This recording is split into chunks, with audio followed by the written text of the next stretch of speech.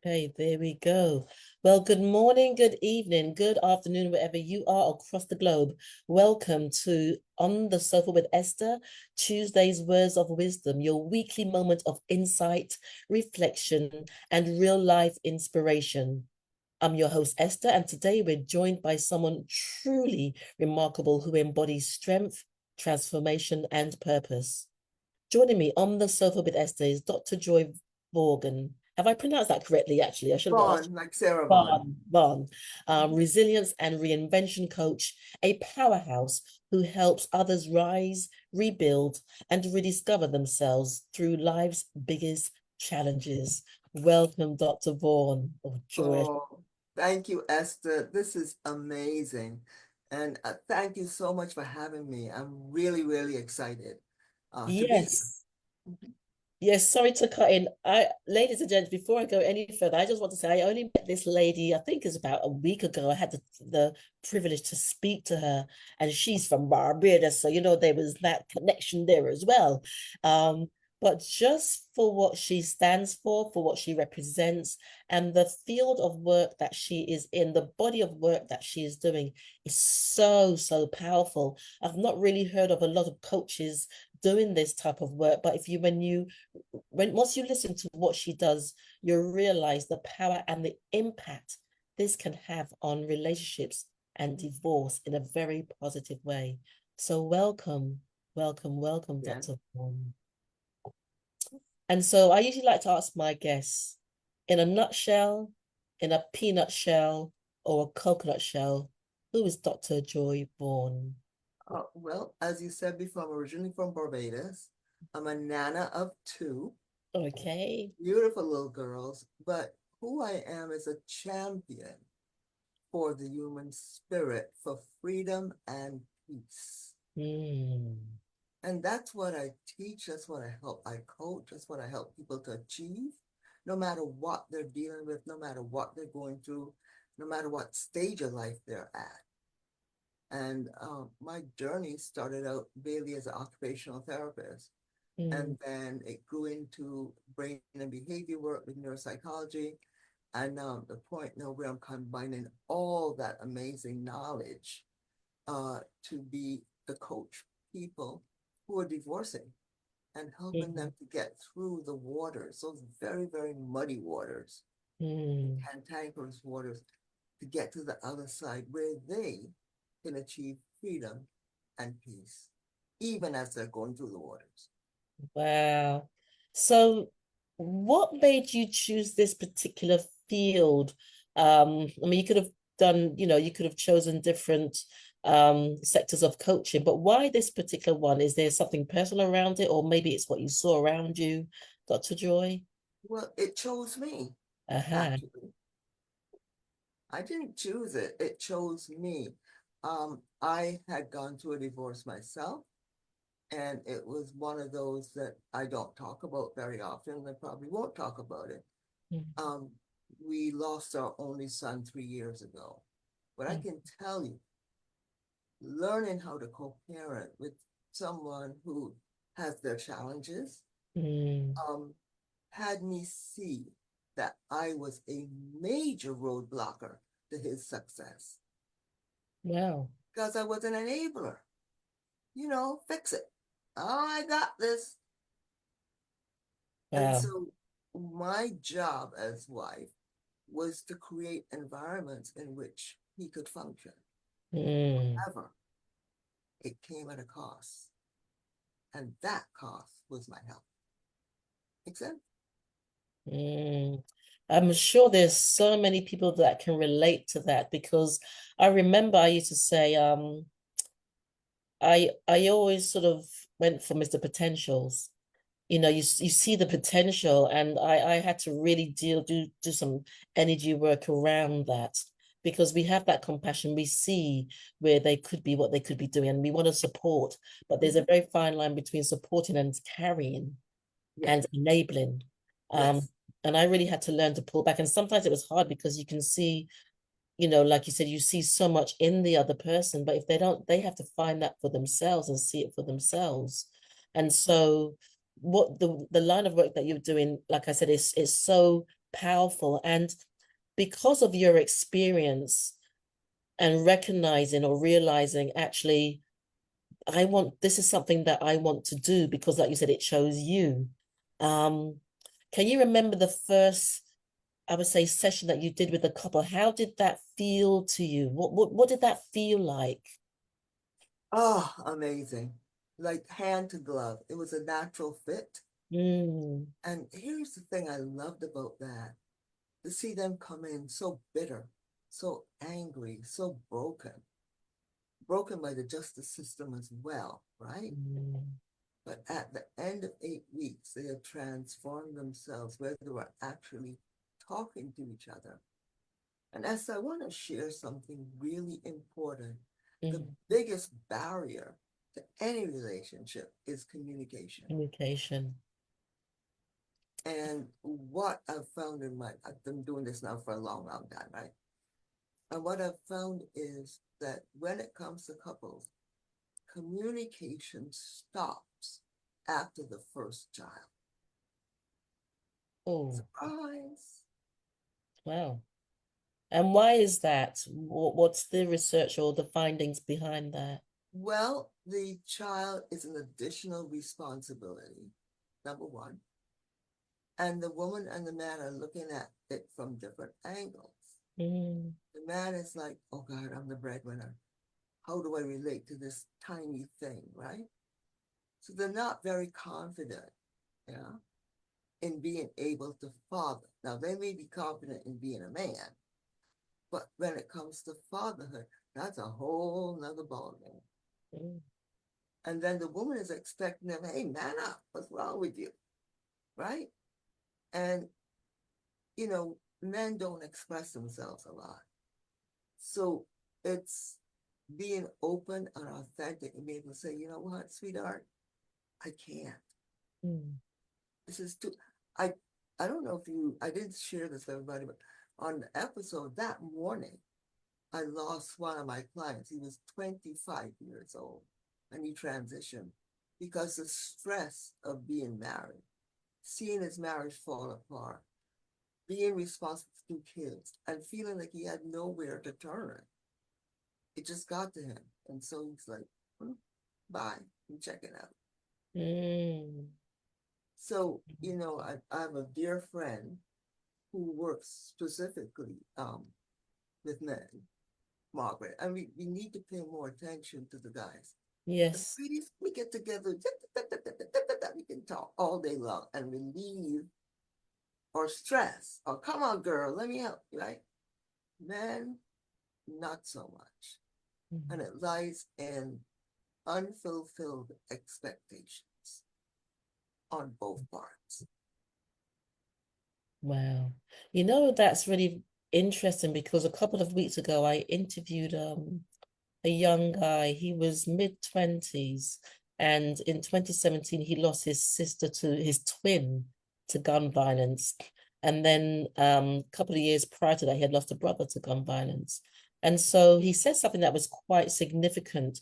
He was saying, he's saying a lot of us as guys in 2025, we don't know how to express ourselves. We're told to do this, we're told to do that. He goes, has it always been that way? I'm like, whoa, that was powerful for him to think that it's only just happening now.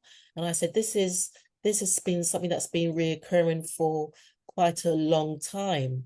But what's really beautiful is that I know they say actors and actresses, when sometimes people look up to those people when as places of reference.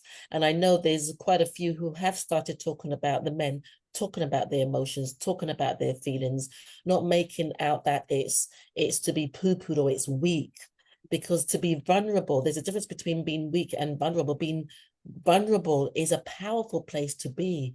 But I guess all the societal narratives around that as a man, if you cry, if you show emotion, you're weak, is detrimental. So just share more about the process then that you would go through with a couple who come to you, and then we can sort of dive into the men a little bit more throughout later in the show.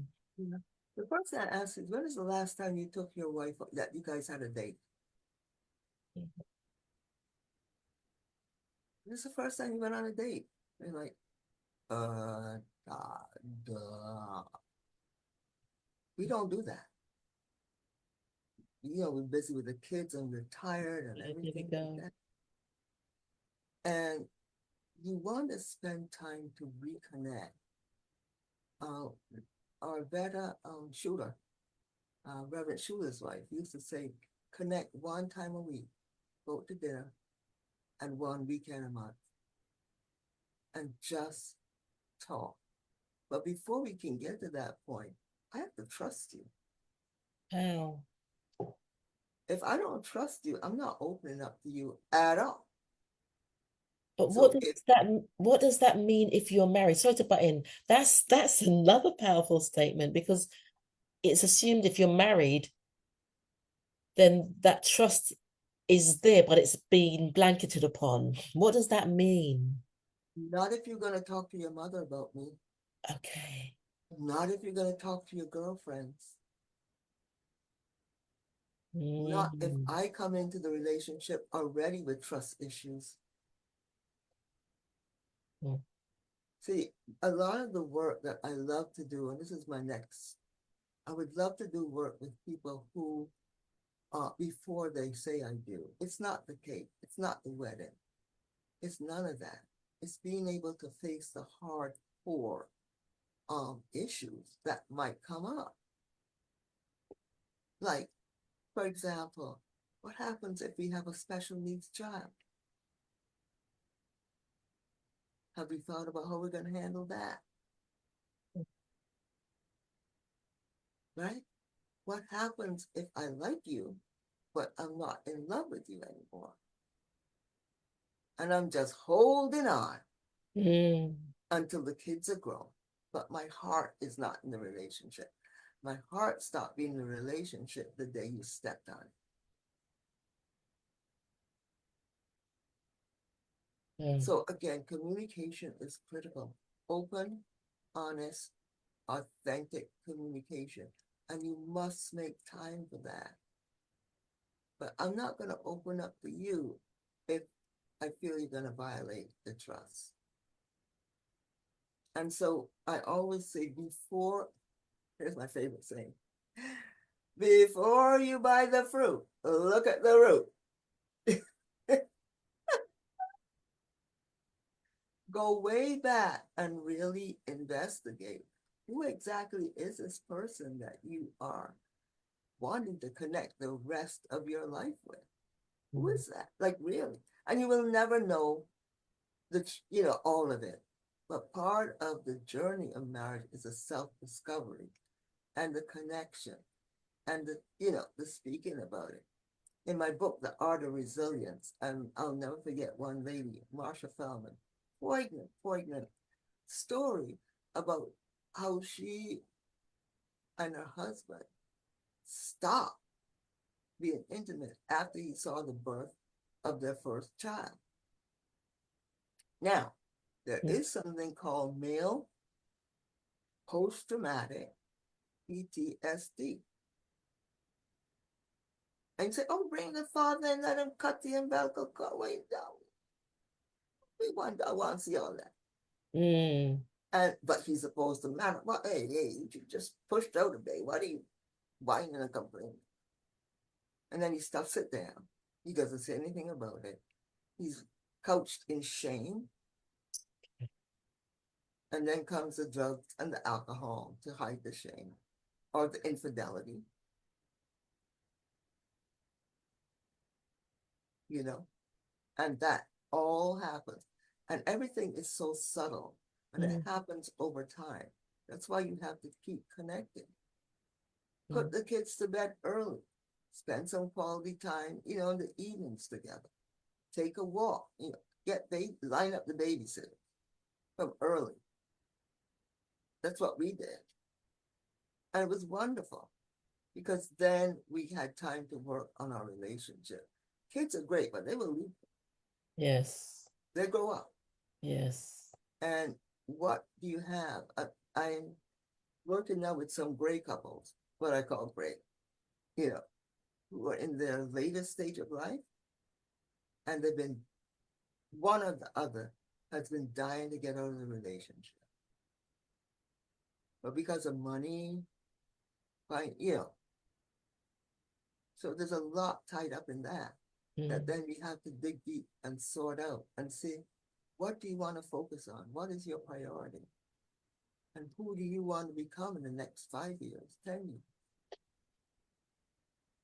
Because your body might have left, but your heart hasn't. And your spirit hasn't. So you have to untie those knots. And that's the work I do. I go to work on untying the knots so that you can really be free. That was then, and this is now. And here's the thing, Esther. You deserve to have the best life possible. Absolutely. But nobody's going to give that to you. You got to give it to yourself. This is so touching and powerful. You have this essence. There's an essence about you that draws you into a space where you can just be, release, let go, but also more powerfully listen. There's something about you that makes you listen. There's this depth and richness to you. And I remember even I went through a marriage, and when I walked away from that, I said I had to be psychic in that, because trying to communicate was nigh impossible. And I used to think, in my own world, I'm married and you're supposed to try and make it work. Isn't that how it's supposed to? You're supposed to try and make it work. But it wasn't sort of that on the other side. I'm not saying I'm perfect. That's what I'm saying. But in my mind, it was, if you're together with someone, or you're supposed to try and make it work. But it was like navigating all these obstacles. And sometimes, like I said, it was like I had to be psychic. And you ask a question and it was shut down with something irrelevant. And it's like, it's just 1 + 1 is 2. And I understand that people have different love languages. Yes. But then I realized also a lot of that was about control. A lot of that was about control. So, what time are you getting in later in the afternoon? Where the afternoon spans between 12 and 6. I'm not into your business. I'm just trying to understand so that I can plan. And it was this constant navigating stuff, or, I'm about to go out to work. Oh, the builders are coming. Well, why didn't you tell me before? I asked. So, and you find that, and I guess this is where, a lot of couples get to, you find that you go into yourself and you try to manage yourself, because you don't want to deal with that stress. You're always navigating something that doesn't need to be navigated. It's a yes or a no.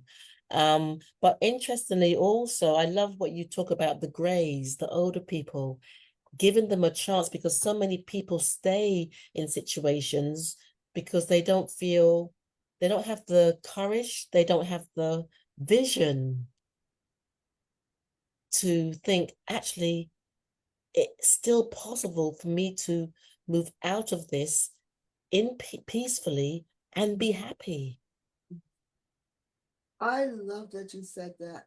Happiness is something, Esther, you give yourself permission to embrace. Whoa. Whoa. You have to actually give yourself permission to embrace your happiness.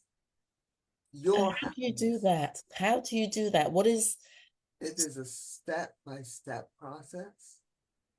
It's an uncovering. It's like peeling the onion. It can be painful. But at the end of it, you know, there really is joy on the other side of the mountain. But you gotta go through. And Yes. most people may not want to go through all of that. They may not. I mean, I've met women in what I call the mature state, that their spouses are long gone and remarried, and they're still holding on. Why? They haven't done the work to let go. I always say, you are not a failure. If your relationship did not work out, you didn't fail. the relationship failed. And thank God that you recognize that it failed. Because now, remember I talked about shifting. You can shift and do something different. But shifting is not as easy as you think. It's a mindset. You have to be willing to give yourself permission to do that. It's not easy. I would do it's not easy. But when you get to the point where you can face yourself in the mirror and you say, you know what? I'm worth everything. Makes a huge difference. If you have to say it every day, over and over and over again. Because being miserable is not God's best for us. And making other people miserable is definitely not God's best for us. But they say misery likes company, because sometimes you can become content in that. Yes. And with the, each to their own, but with the excuses of this has happened, that has happened. And like you said, it impacts your body, but then we can, like I shared, last week, a couple of weeks ago, I had an experience with my body.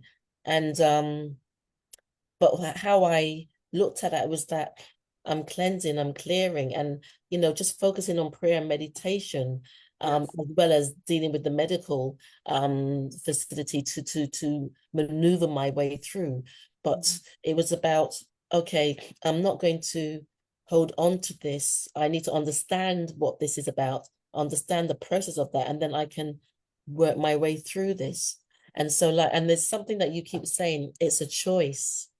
So once we say to ourselves, actually, maybe this is where I'm at, or maybe this is how I'm feeling, but I'm also choosing not to allow it to identify me. I'm choosing to work through it the best I can. And wherever you are is fine. There's no condemnation. Just, this is where I'm at. Okay, great. Like my coach used to say, okay, Joy, how long do you want to stay there? I'm going to give you 2 minutes. Call me when you get ready to move on. She said to me all the time, and it made a huge difference. I'm like, whoa, I'm in control of me. And then say, okay, so we're going to work through this, this, and this. Focus. And as women, we get into this mothering role. But honey, the kids are grown. Let them go. You've done your job. And along the way, we don't seek opportunities to be us. Your mom, your cook, your this. But who are you as woman? Who really are you as a woman? And that is the journey. That's a beautiful journey to be on. Exploring who you are as woman or who you are as man. Because what There's works. so much. Sorry, apologies. There's so much to us. There's so many things to discover. And we may have been a singer, a dancer, but then later down you could be a technician. There's so much that we can be. And sometimes I get, oh, you can do that as well. I'm like, well, I haven't even started, because I want to explore. It gets to that stage where you can feel something bursting through you, and it's not to suppress that. And sometimes I feel it's just like today, because there's something that I'm doing, and it's going to be using movement and dance. And I've wanted to do this for so long. And the universe put 3 different yes signs in front of me. I bumped into somebody I hadn't seen in ages. And I remember years ago, I had gone to her. She's a voice and movement coach. That was number 1. And as soon as I said goodbye to her, someone came out the door. She gave me a flash. She goes, we're doing African dance next week. Do you want to come along? And then something, I'm like, okay, it's time. It's time. I'm listening. And so that's what I love about what you're saying. There's so much to explore, but also, and I'm going back a little bit, we've got about, it's still about another 10 minutes.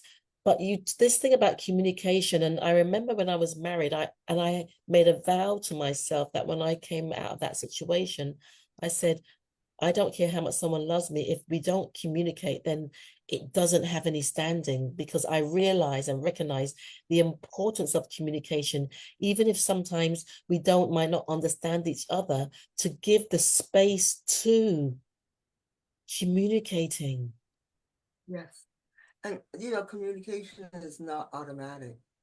In No, my practice, you have to teach people how to communicate, yes. particularly in this digital age.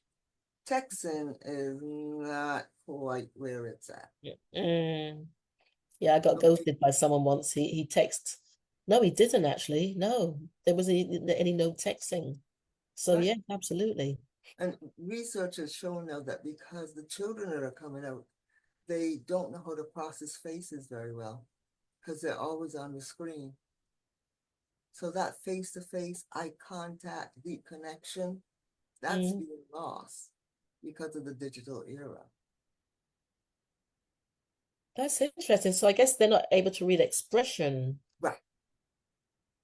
Okay. And Wow. if you can't read my facial expression, then you don't understand what I'm saying. Because sometimes, some people don't talk. Some people just express themselves, in their facial expression or their body language. But Mm. if you're not in tune with that, or you've never understood that, except, if from a child you've been watching SpongeBob SquarePants or something like that, it's difficult for you to understand another human being then, as a human being, and not as a machine. So you compound that, I guess, with someone who's grown up, like, with just their face in a text, and then Yes, they get into a relationship. yes, You compound that with the difficulties, or no, the challenges that you get when you're building. Um, that's pretty, I don't, maybe I use the word intense. Um, that's pretty detached. and it's easy to detach than to face the music. But isn't that the one protecting themselves when you detach? Isn't it a protective mechanism as well? Yes, it's a protective mechanism, but if you can get past that, that's how you grow. Yes. I mean, people, we are very fragile, as human beings. I think people don't recognize that. Mm. Men and women, we hurt easily. And for couples, a woman can cripple a man with one word. There's that And saying, sticks and stones may break my bones, but words can never hurt me. And I keep saying, no, words are the unseen sword. yes, that's not Um, true, you mm, know? And before you know it, it's wow. You come home, yeah, you might eat dinner, but you don't talk at the table, you don't do anything, you focus on the children, you busy yourself with them, and if you have kids, and after a while, stop talking. mm. So we've got about 5 minutes left. I am so in this lull of this conversation. This is because it's got me thinking about my processes, my communication, because that's why I love doing what I do, um, Dr. Joy, because I'm not just having a conversation with another person, with an expert, but also it supports me in sort of scanning how I operate. It adds to my knowledge of self, maybe the tools that I can use to continue to grow and to expand. And I'm getting to ask about a quote. Is there a quote that you can share with the audience before we go, that really encapsulates maybe humanity's fragility or just the work that you do? Um, what's coming up in my spirit, and it's not anybody's famous quote, is never be afraid to be the person you've always wanted to be. Wow. Because the person who you were does not serve you. And you deserve the best of everything. But it's a gift that you give yourself. Wow. I'm gonna be working till 12 o'clock tonight because there's a couple of other things that I want to do, but I'm gonna pace. But that is just so, yeah, Oh, that's for those who are listening to this show. I just want to say that I do hope that you have been empowered and inspired. I'm going to check on Facebook to see if there's any messages. But this has been such a powerful, insightful, deep, and enriching conversation because, especially in a time when there's so much out there that could create division, that's trying to create division, and yet we have this voice telling us that you have the right. It is your right. In fact, it's your birthright to choose to be happy. yes. Dr. And Esther, at the very core, as human beings, the three things we want to be seen, we want to be heard, and we want to be appreciated. Mm. That's it. So there's a gentleman that's listening to us, Michael. Michael, thank you. He says, very powerful, great interview. Esther is the very best, but also my guest. Michaeline, loving this. Two powerful and inspirational women. If a part of your body is rotting, you have to amputate. Painful but necessary to save what is left. And she's talking about that in the, not in the physical, you don't physically have to do that, but would you say spiritually or just in the work that you do, in the work that you do. And it's painful, but the other side, there really is a rainbow. There really is a rainbow. And that rainbow is one of freedom. And not a lot of people may understand that when you get to the other side, because that's the other thing as well. When you change, when you choose to grow, when you choose to release, and there's this freedom that will shine from you. And it's not always going to be appreciated or accepted, but it doesn't matter because it's your life, it's your light. And so, Dr. Joy, I just want to say thank you so, so much for this. I feel like I've been nurtured with something yummy this evening. Thank you, Very Esther. yummy. Me too, because It's been, everything I've said today, I need you to know this. It's a spirit that's speaking through me. mm, So if you well, ask me to repeat something, I may not be able to, because when I speak, I move myself out of the way and I allow the spirit to speak through me. fantastic. Well, then, would Spirit allow you to share your details of where people can get a hold of you? Oh, you can always find me on Facebook, Dr. Joy, right? Always find me on Facebook. And I believe I'm on LinkedIn as well. Dr. Joy's coaching is on LinkedIn, those two. And if you want to email me, Mm. it's Baroness Productions Inc. at gmail.com. Baroness Productions Inc. at gmail.com. And Yes. Renee Mickens, hello, thank you for watching. She's just said awesomeness. Renee is a fabulous person in her own right. I've had the privilege of interviewing her about her journey before. She's got a very powerful and deep story to share. So thank you to Michaeline, thank you to Michael, all the M's on Michaeline, Michael and Renee Mickens, and Dr. Joy. I just want to say thank you again. It would be a real privilege to have you on at a later date, Yes. and to get some people on the show who might just want to get a little taster of what you do, of the process of what you do. Yes. So thank you very much. And just simply wishing you all the best. Ladies and Same to gentlemen, you, Esther. And thank you very, very much for the honor and privilege to be here. thank you. If you enjoyed this video, be sure to give it a thumbs up and subscribe for more content. Let me know your thoughts in the comments below, and don't forget to click the bell icon for notifications on future videos. Thank you for watching.